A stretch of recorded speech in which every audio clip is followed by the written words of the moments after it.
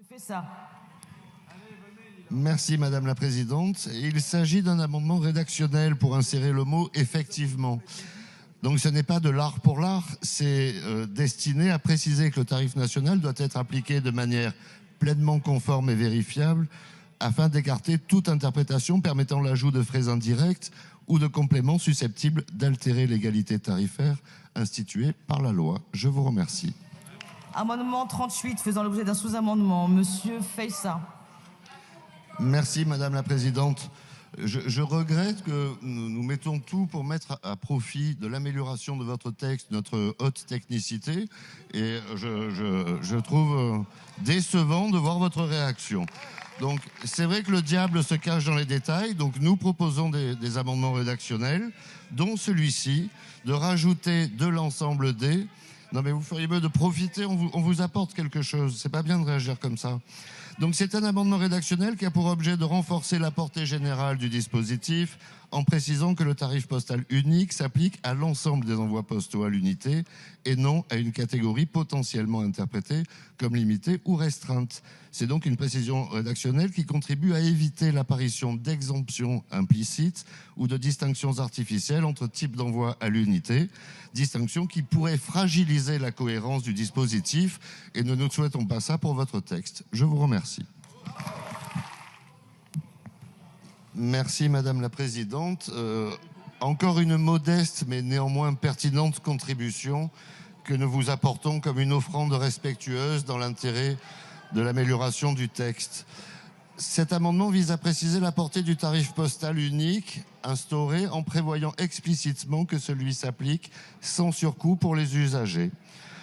L'ajout de cette précision rédactionnelle vise à verrouiller le dispositif contre toute tentative d'introduire de manière directe ou indirecte des frais annexes susceptibles de contourner le principe d'unicité tarifaire auquel vous êtes certainement autant attachés que nous.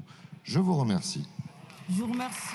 La parole est à Monsieur Feysa ou Monsieur Verny pour le amendement numéro 36. Monsieur Feysa. Oui, merci Madame la Présidente. Il y a quelque chose de chiffonnant dans ce qui se passe en ce moment. Nous essayons d'améliorer un texte dans l'objectif finalement de le voter et vous refusez systématiquement tous nos amendements et nos sous-amendements. Donc c'est quand même...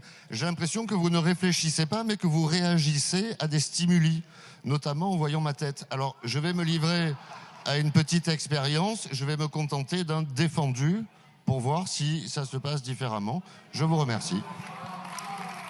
Qui fait l'objet de sous-amendements. Donc le 32, Monsieur Feysa.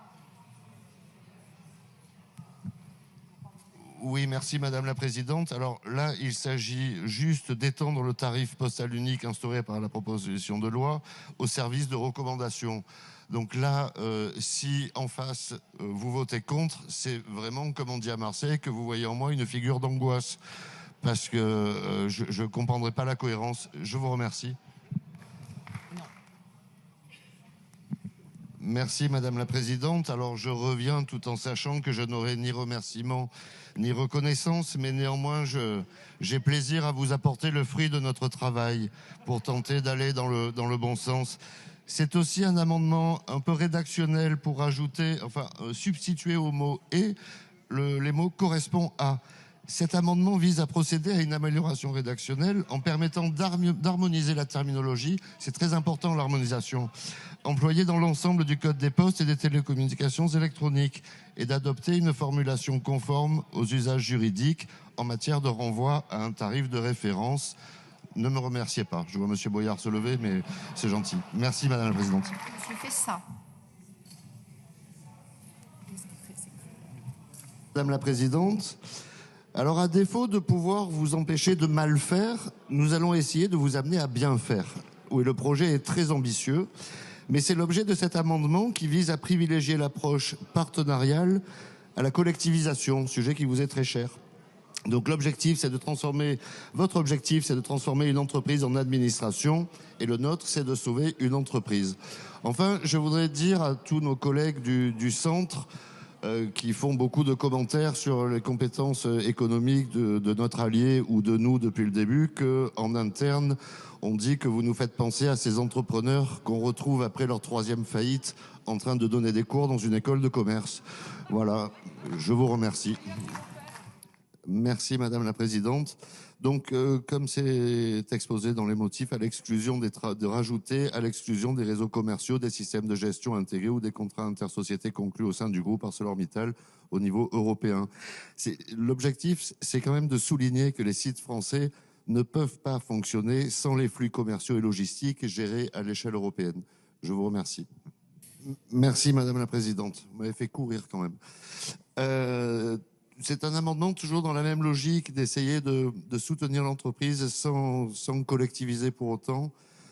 Donc, un amendement qui vise au moins à tenter d'encadrer strictement dans le temps la nationalisation opérée par la présente loi. Voilà, je vous remercie. 51. Monsieur Fessa. Merci Madame la Présidente. J'ai changé de micro parce que comme il n'y a pas de LR, celui-là au moins on n'est pas plusieurs à se bousculer dessus. Donc l'objet de cet amendement, c'est d'intégrer au sein de la commission administrative un représentant de l'autorité des marchés financiers. Connaissant le côté parfois un peu poète de nos amis insoumis, je ne voudrais pas que les évaluations soient faites au doigt mouillé. Je vous remercie. Merci, Monsieur Zietgenstuhl. Merci, Madame la Présidente. Donc, je peux continuer à utiliser ce micro. Il y a 2 LR, mais bon, ça va. Alors, il s'agit ici de faire réaliser un audit énergétique indépendant évaluant l'impact du prix du gaz et de l'électricité pour connaître la viabilité économique des sites concernés, ainsi que les conditions de fonctionnement des hauts fourneaux et unités connexes. Je vous remercie. Merci Madame la Présidente. Je présente mes excuses à mon collègue. Effectivement, j'ai pas vu que vous étiez 3 et non pas 2. Donc quand j'ai tort, j'ai tort. Alors l'amendement, c'était de travailler sur le transfert de propriété résultant de cette éventuelle nationalisation et de faire réaliser un inventaire exhaustif des actifs, passifs, droits et engagements. Je vous remercie. Oui, merci Madame la Présidente. Je vais abonder dans le sens de mon excellent collègue. Effectivement, comme on veut supprimer le CESE, ça sert à rien de nommer quelqu'un du CESE que nous ferons disparaître rapidement. Je vous remercie.